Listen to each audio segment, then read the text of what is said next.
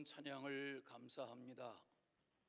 더위가 지나가고 또 우기철도 지나간 줄 알았지만 지난 수요일에 이 뉴타운 지역에 폭우가 쏟아져서 우리 교회도 건축 이후에 가장 큰 물 피해를 입었고, 주차장이 물바다가 되고 또 계단을 타고 지하 2층까지 물이 흘러내리고, 또 지하 2층 창고에 EPS실에 물이 가득 넘치고, 이런 일이 생겨서 양수기를 동원하고 10여 명 성도들이 나서서 오후 내내 주변을 정리하고, 그리고 헐레벌떡 마무리하고 수요일 저녁 예배 시간을 맞게 되었습니다. 저는 함께 뒷정리를 하면서 생각했습니다. 이런 일이 날마다 있지 않은 것을 감사하다, 그런 생각이 들었습니다.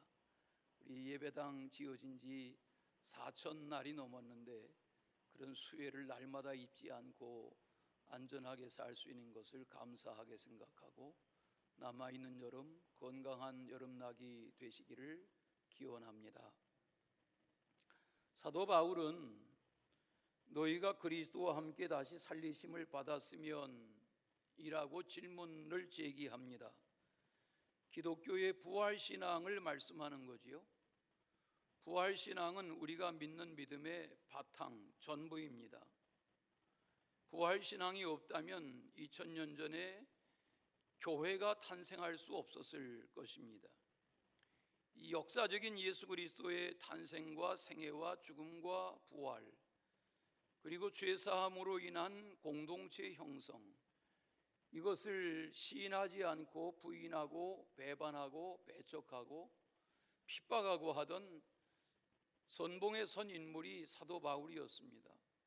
우리는 그를 사도라고 바울이라고 부르지만, 스데반 집사가 돌에 맞아 죽어갈 때 마땅히 여겼던, 살기가 등등했던 그런 인물 사울이 변화를 받고 이 부활의 복음을 이방에 전하고, 오늘 말씀처럼 부활의 확증한 신앙을 증언하는 그런 전도자가 된 것은 하나님의 부르심이고, 하나님이 저를 사명의 사람으로 사용하시는 증거가 아닐 수 없습니다.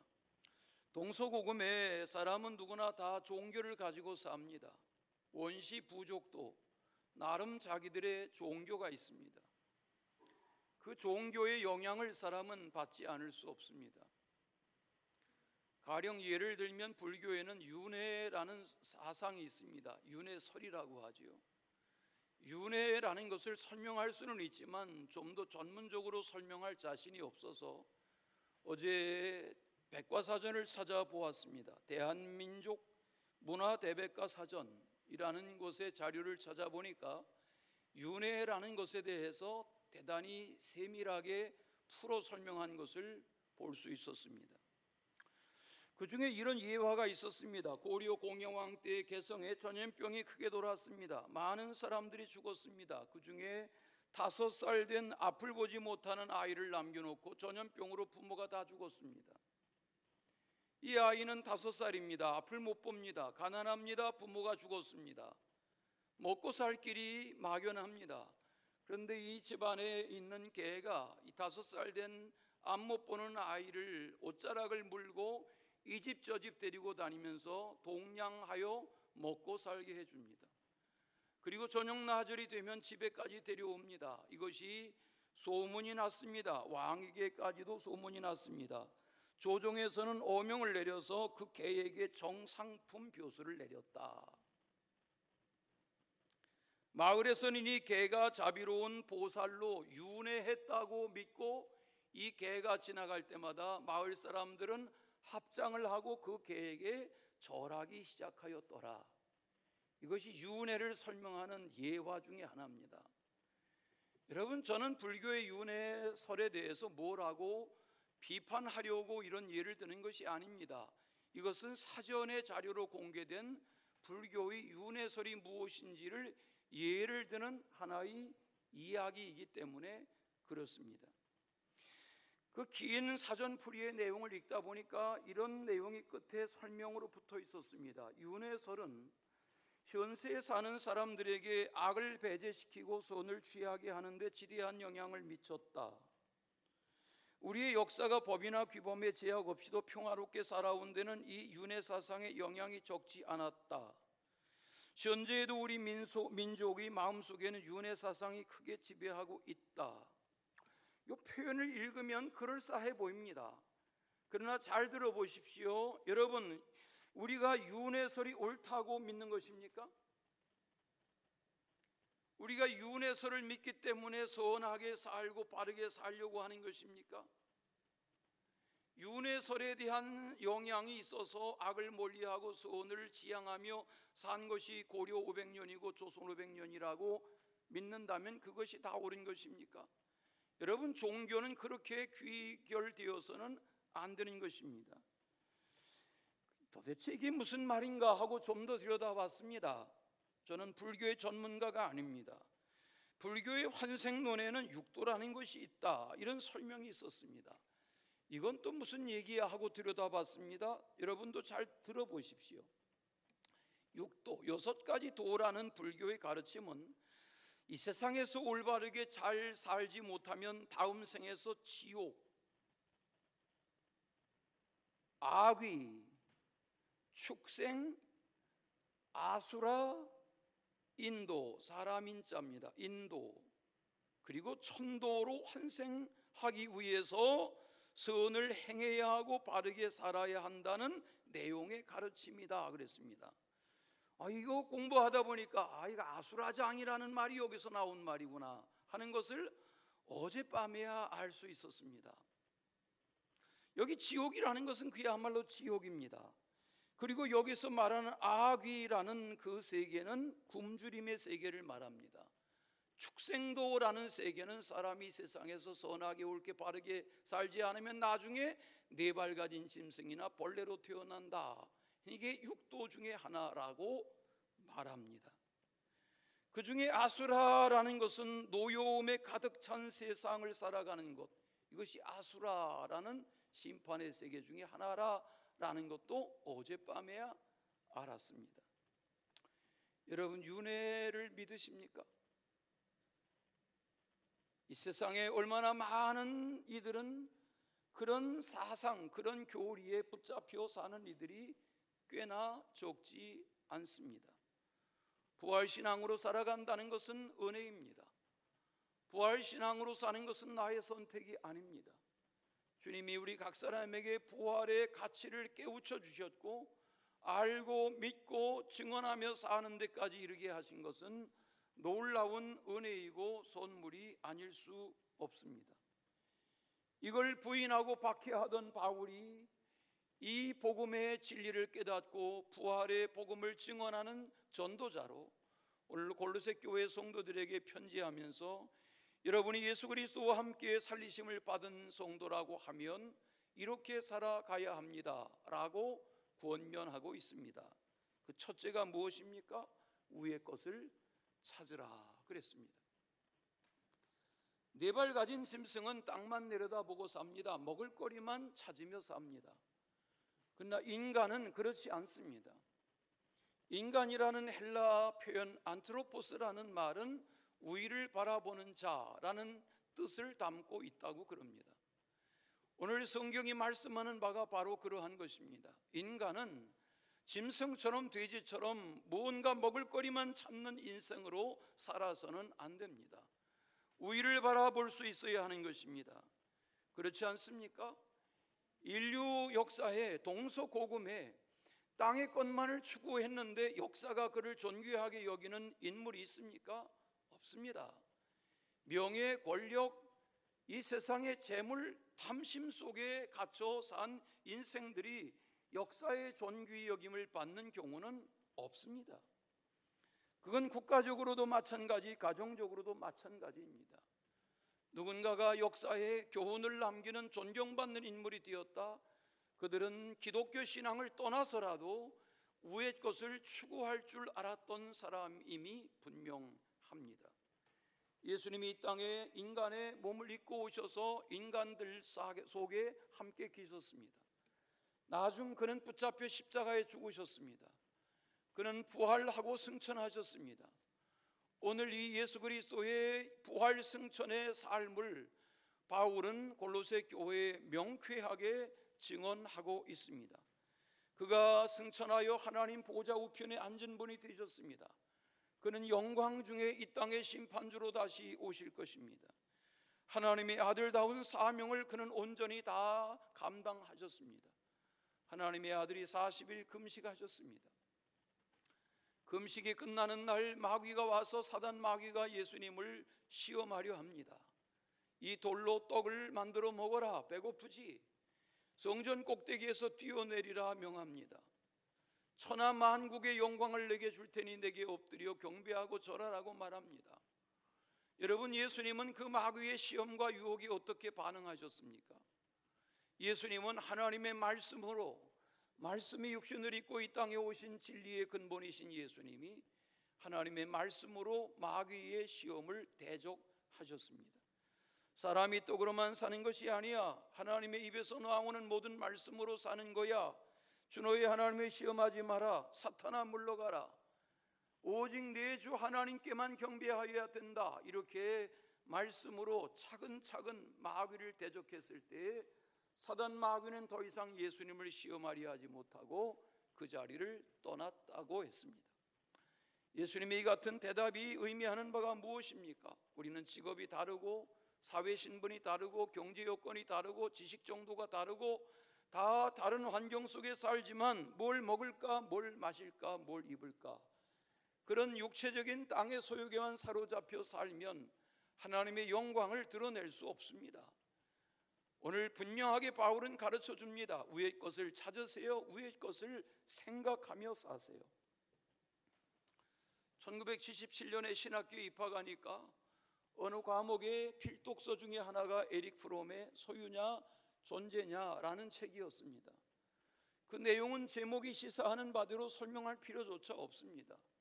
소유 중심의 삶을 사는 인생과 존재 중심의 삶을 사는 인생의 나중은 하늘과 땅 차이라는 것입니다. 여러분에게 질문해 보겠습니다. 스스로에게 질문해 보십시오. 나는 소유 중심의 인생관을 가지고 살아가고 있는가, 아니면 존재의 가치를 두고 살아가고 있는가고 하는 그 지향점이 자신의 삶의 결과를 매듭짓게 하는 것입니다. 인간이 몸을 입고 살기 때문에 땅의 것을 생각하지 않을 수는 없습니다. 그러나 땅의 것만 생각하다 보면 인간은 나약해지고 초라해지고 부끄러워지고 마는 것입니다. 그 나중은 멸망이 다가오는 것입니다.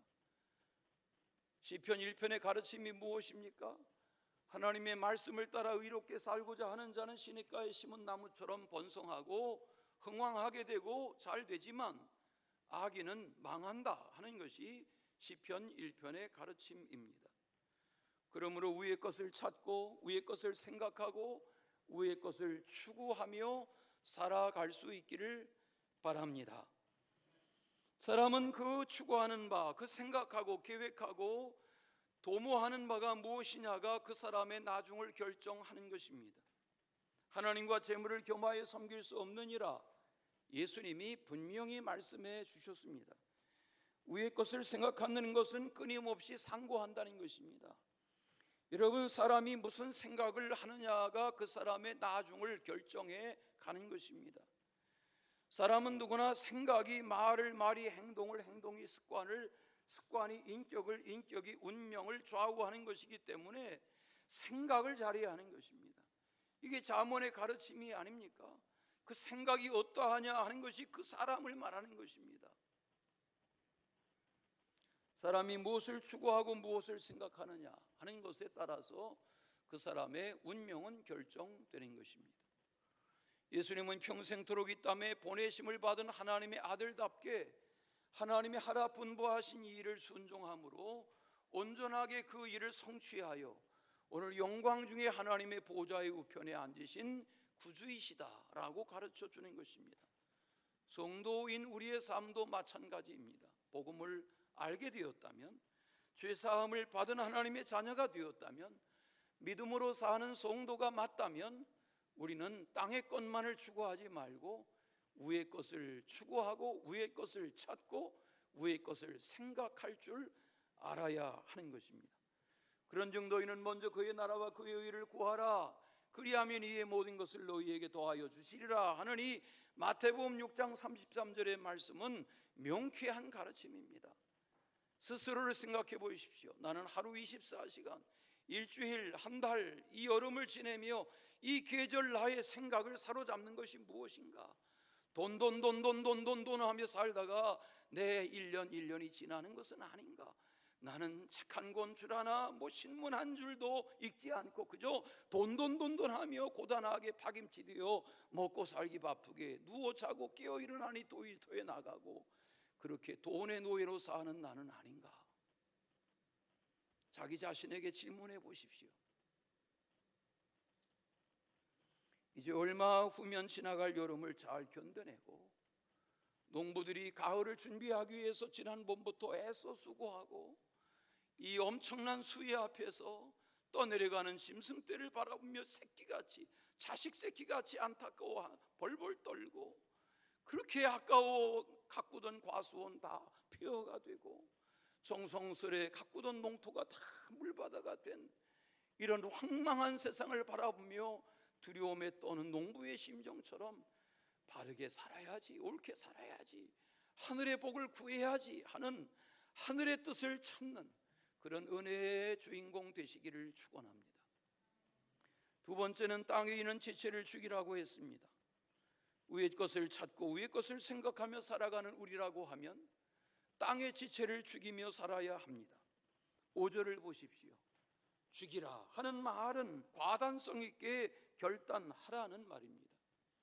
질질 끌려다니며 스스로 자신에게 실망스럽게 살지 말고 결단하라는 것입니다. 땅에 있는 지체라는 것은 육체의 욕망을 말합니다. 사람은 누구나 다 몸을 갖고 있기 때문에 육체의 욕망을 다스리지 못하면 육체의 지배를 받을 수밖에 없습니다. 다 피곤하면 눕고 싶고 누우면 자고 싶고 마찬가지입니다. 인간이 땅의 것을 생각하지 말라 하는 2절의 말씀, 땅의 것을 죽이라고 하는 이 성경의 가르침을 잘 소화하지 못하면 인간은 동물적인 본능에 갇혀서 살다가 세상을 끝내고 말 것입니다. 염세주의나 허무주의나 금욕주의에 사로잡히라는 말이 아닙니다. 우리는 육체 가운데 살아갑니다. 육체의 소욕을 따라 삽니다. 그러나 다스릴 수 있어야 한다는 강조입니다. 오늘 말씀 5절을 보십시오. 어떻게 살라는 말입니까? 땅의 지체를 죽이는 길이 무엇입니까? 음란이란 비정상적인 성적 타락 행위를 말합니다. 부정이란 정직하지 못하고 부도덕한 몰란 행위를 말합니다. 사욕이란 감정을 다스리지 못하는 욕망으로 인한 모든 잘못된 것들을 말합니다. 악한 정욕이란 죄악된 인간이 갖고 있는 모든 욕망을 통칭하는 것입니다. 탐심이란 정상적이지 않은 경제적인 욕망을 말합니다. 탐심은 곧 우상숭배라고 하였습니다. 최근에 재미있는 뉴스를 보셨습니까? 은행의 직원이 퇴근할 때마다 출근할 때 여성 스타킹처럼 발목이 긴 양말을 신고 출근하고 퇴근할 때마다 5만 원권을 양말 속에다가 넣어가지고 퇴근하기 시작했는데 그렇게 야금야금 한 것이 거의 3억이 넘는 돈이다. 여러분, 은행 직원 아무나 되는 게 아닙니다. 그러나 탐심에 눈이 멀면 인생은 망치는 것입니다. 감옥에 가보면 살인범도 많지만 경제 사모임이 우글우글합니다. 사기, 횡령, 밀수 다 경제 사범이 아닙니까? 공문서 위조.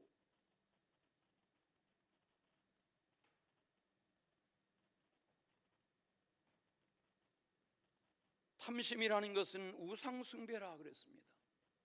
성경을 말하는 것입니다. 오늘 본문에 다 같이 탐심은 우상숭배다. 요즘 날마다 대하는 새벽 분량 에스겔서의 강조가 무엇입니까? 왜 유다가 멸망의 길로 가게 되었습니까? 왜 예루살렘이 망하게 되었습니까? 탐심 때문입니다. 탐심 때문에 우상을 숭배한 것입니다. 하나님은 탐심의 대상이 아닙니다.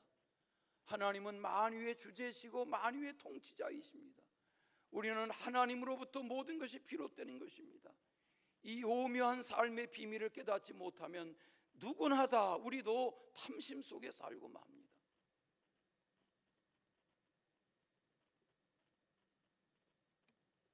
예수님은 한 사람이 두 주인을 섬기지 못한다, 산상수훈 마태복음 6장 24절의 유명한 교훈이 아닙니까? 신자는, 성도는, 믿음의 사람은 하나님을 믿는다 하면서 세상과 탐심에 붙잡혀서 하나님과 탐심 사이에 회색지대에 살아서는 하나님을 믿는 믿음으로 살 수 없다는 말입니다.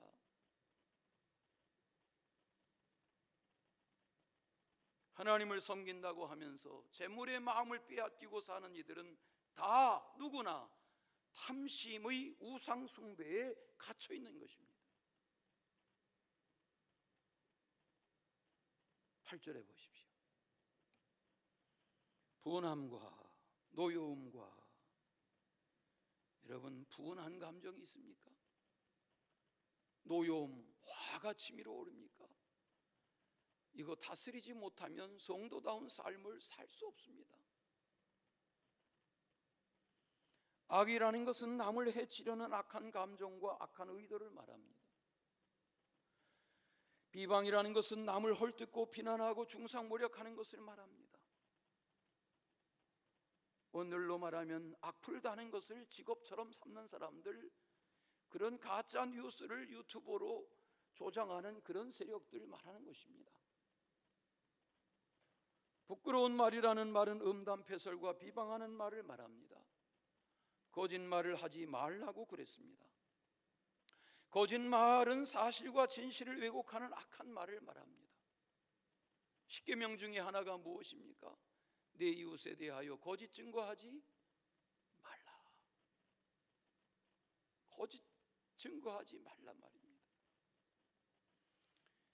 요한계시록 21장에 보면 거짓말하는 자들은 하나님의 구원에서 배제된다 그랬습니다.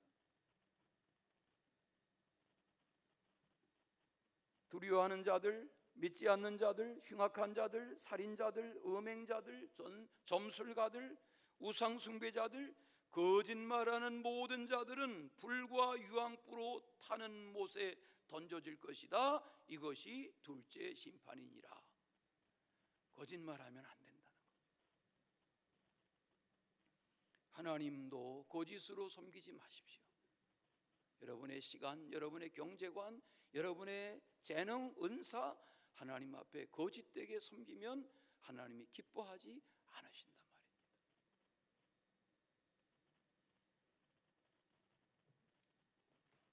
이런 것들로 인해서 하나님의 진노가 임한다. 분노, 노여움, 악의, 비방, 부끄러운 말, 거짓말, 이런 것들로 인해서 하나님이 진노하신단 말이에요. 에스겔서가 48장의 방대한 분량인데 아직도 한참 묵상해야 할 텐데 결론은 분명합니다. 악과 탐욕과 거짓 때문에 예루살렘이 망한 것입니다. 이런 것들은 모두 다 옛사람의 행위이니 이 옛사람의 행위를 벗어버리라. 그리고 새 사람의 옷을 입어라. 이렇게 가르쳐 주었습니다.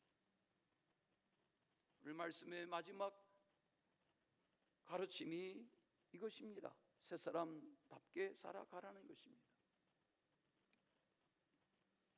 어느 시대나 옷은 그 사람의 사회적인 신분을 말합니다. 그렇지 않습니까?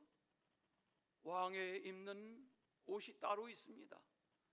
골룡포라고 하지요. 왕비가 아무 옷이나 입지 않습니다.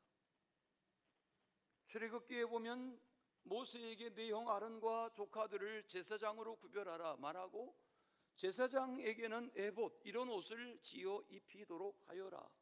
제사장에 입는 옷이 따로 있었습니다. 성경을 읽다 보면 그 제사장의 옷이라는 것은 제사장을 상징하는 것입니다.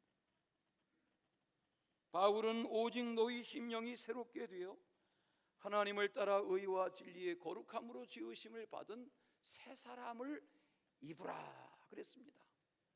이제 덥다 하지만 조금 있으면 여름 옷을 다 정리하고 가을 옷을, 계절 옷을 받고 있는 계절이 오겠죠. 여러분, 옛 옷을 벗어버리고 새 옷을 갈아입으라는 가르침이 무엇입니까? 오늘 우리는 새 옷을 입기 위해서는 낡은 옷을 먼저 벗어버려야 하는 것 아닙니까?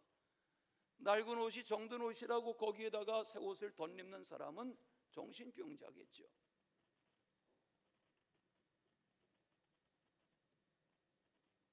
베드로 전서 2장 9절을 읽다 보면 베드로는 그러나 여러분은 택하신 족속이요 왕같은 제사장들이요 거룩한 나라요 그의 소유된 백성입니다 라고 말합니다.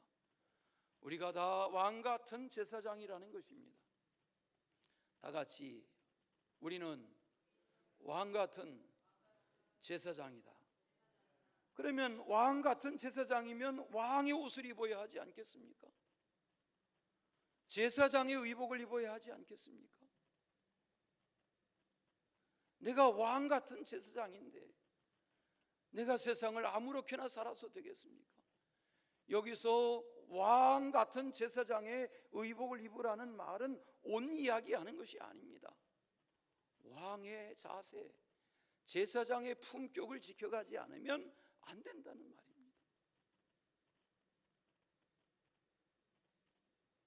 우리 각 사람이 왕같은 제사장의 존귀한 삶을 사는 그런 은혜가 있으시기를 축원합니다. 새 사람은 아담이 범죄함으로 하나님으로부터 멀어졌던 삶에서 벗어나서 하나님이 의와 진리로 지으신 진리의 새 옷을 입는 이것이 구원이고 이것이 새 생명의 탄생이고 이것이 성도의 삶인 것을 깨닫고 그렇게 살아갈 수 있어야 하는 것입니다. 그러므로 새 사람을 입는다는 것은 매 순간 새로우심을, 영광스러운 존재임을 시인하는 것입니다. 여러분, 정신이 온전하지 못한 사람들은 자꾸 옷을 벗어 던집니다. 알몸으로 세상을 활보합니다. 우리는 그런 사람들을 미쳤다 그럽니다. 여러분, 우리는 미친 자들이 아닙니다. 그리스도 안에서 제정신을 가지고 나의 죄된 이 옷을 벗어버리고 자의적으로 벗어버리고 깨달음을 가지고 그리스도께서 의와 진리의 보혈로 지어주신 새 신부에 있을 옷을 입어야 하는 것입니다. 이것이 거룩한 성도의 삶인 거죠. 골로새서 오늘 3장 11절까지를 읽었습니다. 12절을 다 같이 읽겠습니다. 골로새 3장 12절 말씀 다 같이 합독하겠습니다. 그러므로 너희는 하나님이 택하사 거룩하고 사랑받는 자처럼 긍휼과 자비와 겸손과 온유와 오래 참음을 옷 입고. 자, 여기 보세요. 성도가 옛옷을 벗어버리고 새 옷을 입는다는 것은 뭔가 하는 것을 이렇게 말합니다. 12절, 여러분은 하나님의 택하신 자입니다. 여러분은 하나님의 거룩하신 자입니다. 여러분은 하나님의 사랑받는 자입니다.